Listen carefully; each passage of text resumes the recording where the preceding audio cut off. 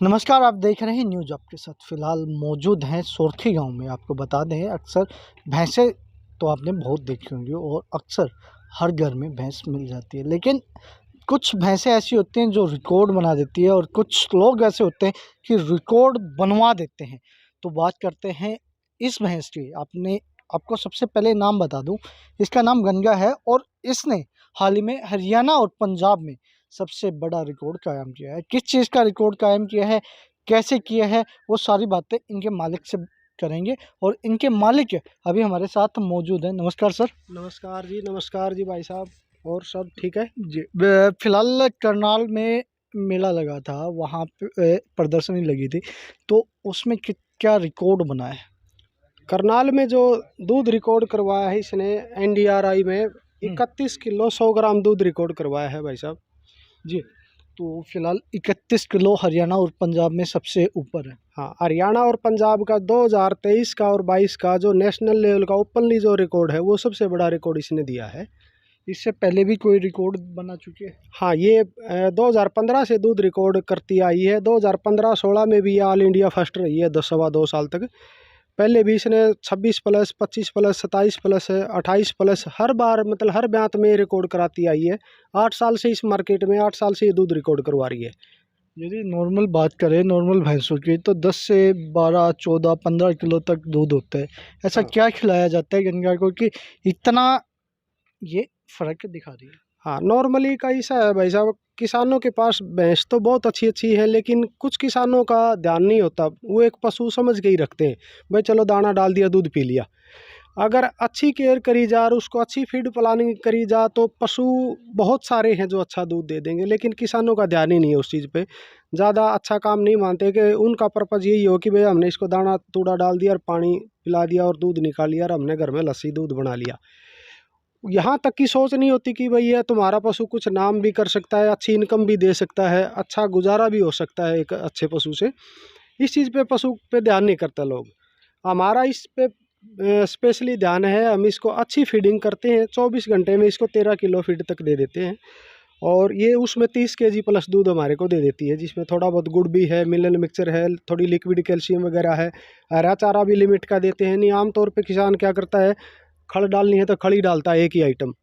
हरा चारा है तो उस टाइम पे तो बहुत कम बाट डालते हैं, हरा चारा ही ज़्यादा देते हैं लोग, लेकिन हम इसको 25 से 30% से ज़्यादा हरा चारा नहीं देते। सूखा तूड़ा ड्राई भी ज़रूरी है, दाना भी ज़रूरी है, हरा चारा भी ज़रूरी है, साफ़ सुथरा पानी भी ज़रूरी है। और हर 3 महीने बाद इसकी जो है ना पेट के कीड़े की डिवर्मिंग भी करनी ज़रूरी है, लीवर टॉनिक भी देना ज़रूरी है। और साल में 6 महीने में इसकी मुँह खुर गलघोटू की जो बीमारी आती है वो वैक्सीन भी करानी ज़रूरी होती है। बहुत से किसान तो कि नहीं वैक्सीन कराएंगे तो डॉक्टर साहब हमारी भैंस दूध से भाग जाएगी, वैक्सीन ही नहीं करवाते। बाद में वो बीमारी आती है तो बिल्कुल ही ख़त्म हो जाती है। उस टाइम समझ में आती है कि भाई हमने गलती कर दी। अच्छा, एक बच्चे पालने में और एक भैंस पालने में कितना फ़र्क नज़र आता है? कोई ज़्यादा फ़र्क वाली बात नज़र नहीं आती है हमारे को। तो जो हम हमारे लड़के की केयर करके जिस तरीके से हम उसको रख रखाव करके बड़ा कर रहे हैं, उस पे खर्चा कर रहे हैं, उसी तरह मेरे हिसाब से हम हमारी गंगा पे और गंगा के जो बच्चे काफ़ तैयार कर रहे हैं उन पे भी इसी तरीके से मतलब एक प्यार प्रेम लगाव है और सेम उसी तरह खर्चा होता है। तो ये एक फैमिली मेम्बर ही मानो आप, कोई ज़्यादा फ़र्क वाली बात नहीं है।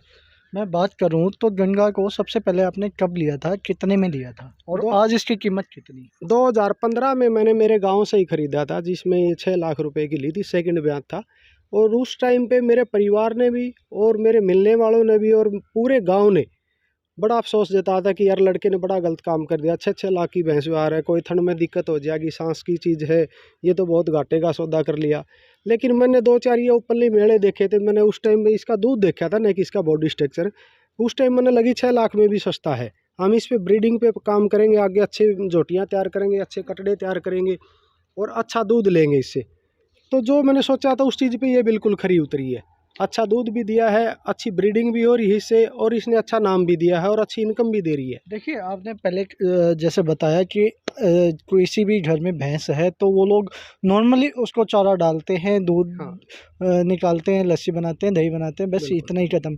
लेकिन आपको ये सोच कहाँ से मिली कि भाई मैं इस तरह के काम करूँ, इस तरह भैंस को अच्छे से पालूँ, उसका रिकॉर्ड्स बनवाऊँ? ये मैं एक बार फर्स्ट बार 2014 में मुक्तसर मेले गया था। वहाँ पे एक भैंस 24 प्लस दूध रिकॉर्ड करवाया गया था। 2014 में। रमेश दानसू है, हालांकि वो हमारा रिश्तेदारी में भी है, रिश्तेदार भी है हमारा। उसने 24 प्लस रिकॉर्ड करवाया था लाडो भैंस ने। उस भैंस का दूध देख के जब किसानों ने और एरिया के जो डॉक्टर थे या बड़े बुजुर्ग आदमी थे या सर्कल के नौजवान थे, उन्होंने जितना मान सम्मान उस भैंस को और भैंस के मालिक को दिया ना, तो उस टाइम एहसास हुआ कि भाई हम भी कुछ इस तरह का पशु अपने घर में लेके आएँ या तैयार करें, ताकि हमारे को मान सम्मान भी मिले और अच्छी इनकम भी मिले। काम तो करना ही है। 8, 10, 20 हज़ार की अगर हम सर्विस बाहर करते हैं तो उसमें से मानो 10, अगर कोई 20 हज़ार की सर्विस भी कर ली तो मैक्सिमम 10-12 हज़ार रुपये खर्च हो जाता है। 8-10 हज़ार रुपये में घर में गुजारा भी नहीं होता। तो उससे अच्छा तो हम इस तरह का पशु तैयार करें जिसमें 58 से 60 हज़ार रुपये का हम दूध सेल कर दें, जिसमें 18-20 हज़ार इस पर खर्च भी करते हैं, तब भी 35-36 हज़ार रुपया हमारे घर में अकेली एक भैंस दे रही है बचत हमारे को। मैं बात करूं, अक्सर लोगों को देखा जाता है कि भैंस को रख ली, लेकिन तीसरे चौथे ब्यात में उसको बूढ़ी मानने लग जाते हैं। तो इसका कौन सा ब्यात है? हाँ, ये मैं आपने बहुत अच्छा सवाल कराया भाई साहब। कई लोगों की ये सोच है कि भी पहले दूसरे तीसरे ब्यात में जवान पशु होता है, जबकि पशु 7 से 8 साल में जवान होता है। और पहला बच्चा जो है ना भैंस 3 साल में या 2.5 साल में, पौने 3 साल में, 3 साल के लगभग बच्चा दे देती है। दूसरा जो बच्चा आता है वो 4 सवा 4 साल में आ जाता है। तो जो चौथे पाँचवें ब्यात की भैंस होती है वो तो एक यंग भैंस होती है, जवान भैंस होती है। अगर अच्छी केयर हो जाए, एक खुट्टे पे भैंस रहे तो 20 से 22 बच्चे दे देती है। ये 8वें ब्यात में है। सेकंड ब्यात में ली थी, आज 8वें ब्यात में भी 31 kg प्लस रिकॉर्ड करा दिया और उम्मीद है और भी बढ़ाएगी और नेक्स्ट टाइम शायद 9वें ब्यात में भी और भी ज़्यादा देगी। वो हमारा तजर्बा और हमारी केयर पे बात है। जितना इसको मेंटेन करके रखेंगे उतना अच्छा दूध देती रहेगी जी।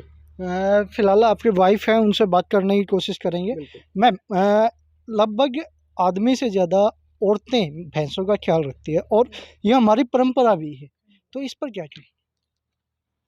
औरतें तो क्यों हैं जी, कई इंसान ऐसे हैं जो औरतों पे विश्वास भी नहीं करते। लेकिन सबसे पहले जो हमने गंगा ली थी, पहले ये घोड़ी रखते थे जी। घोड़ियों ने हमें बहुत नुकसान हुआ, 9 घोड़ियाँ मरी।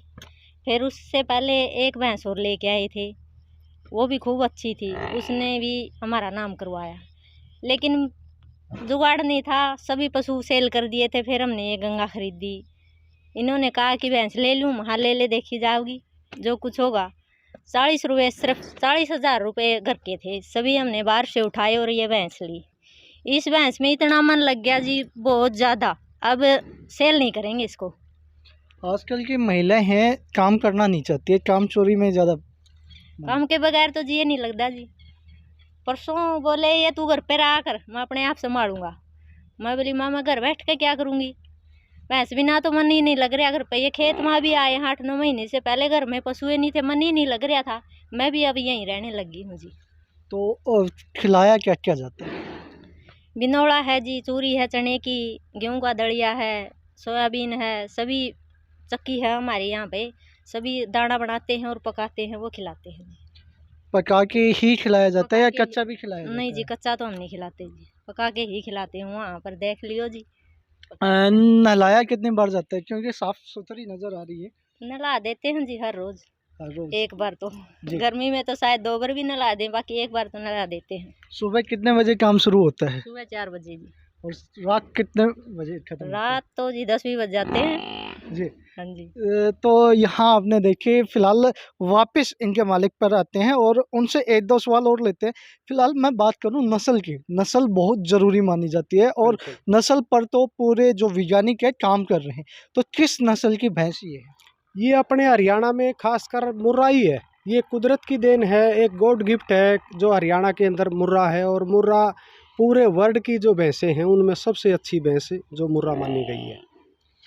तो लगभग इसके बच्चे भी रहे होंगे, तो वो भी सेल की हैं आपने? बिल्कुल सेल किए हैं जी। इसके मैं जो है ना, एक कटिया तो 2018 में इसकी एक्सपायर हो गई थी। सिंगवा दूध कंपटीशन के लिए लेके गया था, ओपनली मेला था, वहाँ पे भी हरियाणा पंजाब की भैंसें आई हुई थी।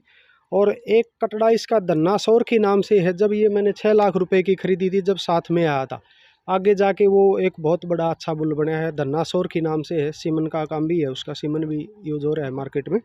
एक कटड़ा है इसका बुलेट सौर की। ये 2 कटड़े सुरेंद्र सेन सनीवाल है जो HSB सीमन बैंक जो सरसाना के पास गोरछी गांव में लगाया हुआ है उसने। हिसार से ऊपरली साइड में। तो 8 लाख रुपए के उसको सेल किए हैं 2 कटड़े इसके। एक कट जोटी जो है ना सेकंड ब्यात की इसी की, फर्स्ट ब्यात मैंने वो घर में रख ली थी 18-19 केजी प्लस। पहले ब्यात में उसने दूध रिकॉर्ड करवाया CIR भी हिसार को, HLDB को। फर्स्ट टाइम में उसने कटिया दी थी, उसकी कटिया रख ली और सेकंड ब्यात में 26 किलो 100 ग्राम दूध तोल के मैंने उसको सेल कर दिया। अजय लंबरदार सिंह वह जो है वो लेके गए थे और उन्होंने राजीव सरपंच आंध्र प्रदेश सीमन बैंक जो है ABC एरावली के नाम से उस फार्म पे गई है वो भैंस। फिलहाल मैं बात करूं तो आगे क्या रिकॉर्ड बनाने की उम्मीद आपको नज़र है? मेरे को उम्मीद है कि शायद ये 34 केजी के आसपास दूध रिकॉर्ड कराएगी। तो किस बुक में आप नाम दर्ज करवाना चाहते हैं अभी? पूरे वर्ल्ड की जो गिनीज बुक होती है उसमें मैं इसका नाम रिकॉर्ड करवाना चाहता हूँ, इसका रिकॉर्ड देके, ताकि उसमें रिकॉर्ड अच्छा दे और उसमें गिनीज बुक में इसका नाम आए। ये हमारी कोशिश है मियाँ बीबी की। मैं बात करूं जो लोग इस वीडियो को देख रहे हैं, जो किसान हैं, आपने पहले भी बात हुई है कि नॉर्मल पशु समझते हैं, तो उनको क्या कहना चाहिए? मैं तो किसान को एक ही बात कहना चाहूँगा, अपने पशु को एक फैमिली मेम्बर समझो, अच्छी फीड प्लानिंग करो, अच्छा तूड़ा दो, अच्छा हरा दो, लिमिट का दो, अच्छा पानी पिलाओ। अगर थोड़ा बहुत कोई नॉलेज की कमी है तो एक दूसरे फार्मर से या किसी डॉक्टर से राय लो। अच्छी सेवा करोगे तो ये आपने कहावत है देसी भाषा में, भाई कर्म करेगा तो फल मिलेगा। सेवा किसी की बेकार नहीं गई। सेवा आप किसी चीज़ की भी कर लो, वो आपने को कुछ ना कुछ देगा, लेगा कुछ नहीं जी। तो फिलहाल आपने देखी गंगा की कहानी, और फिलहाल इस पर आपकी क्या राय है कमेंट में ज़रूर बताएं और देखते रहें न्यूज़ आपके साथ।